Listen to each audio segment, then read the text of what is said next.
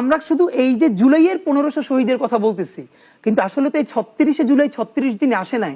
সেই আপনার পিলখানা মেসাকার, শাপলা, এরপরে মোদি হত্যাকাণ্ড, কতগুলো আপনি বলেন অনেকগুলো কারণেই তো এই প্রেক্ষাপট হলো। কিন্তু ফ্যাক্ট হলো এই সময়টা তো সে এক্স্যাক্টলি ক্লাসিক্যাল যেটাকে ফ্যাসিবাদ বলে, ফ্যাসিজম বলে, এটা সে চর্চা করে ফেলেছে। প্রমাণ কি?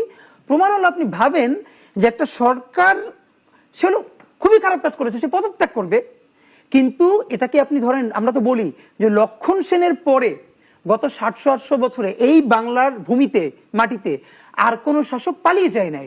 মানে একটা মানুষ নিজে যখন জানে যে আমি কি পরিমাণ ভয়াবহ অপরাধ করেছি, তখন ন্যূনতম তারই আইনি কাঠামো, তার সব বিচার কাঠামো, এখানেও সে নিজেকে নিজে ফেস করতে চায় না। ইভেন আজকে তো আমি এটা বলতে চাই, ধরেন জামাতের যে নেতৃবৃন্দ যাদেরকে ফাঁসি দেওয়া হয়েছে, এর মধ্যে একজনারটা আমি অনেক পরে জেনেছি, ওনার ছেলে আমাকে বলেছে, সম্ভবত মীর কাসেম আলী সাহেব, ওনার বিরুদ্ধে যখন ওয়ারেন্ট হয়, উনি তখন দেশে ছিলেন না, বিদেশ ছিলেন। উনি চাইলে সারা জীবন দেশে আর নাও আসতে পারতেন। তো ওনাকে নাকি জামাতের অন্যান্যরা জিজ্ঞেস করেছে, আপনি তো জানেন যে আপনার বিরুদ্ধে ওয়ারেন্ট হয়েছে এবং এই ফলাফল হবে, আপনি কেন আসলেন না? তখন উনি বলেছে যে আমি কি আমার দেশের আইনি কাঠামোকে শ্রদ্ধা করব না? মানে আমার ফাঁসি হয়ে যাবে এই ভয়ে আমি দেশে আসবো না? এর মানে হাসিনার আইনি কাঠামোর মধ্যেও তারা দেশের উপর এতটুকু আস্থা রাখতে পেরেছেন এবং এটা তাদের ঘটবে বলেও তারা দেশে এসেছেন।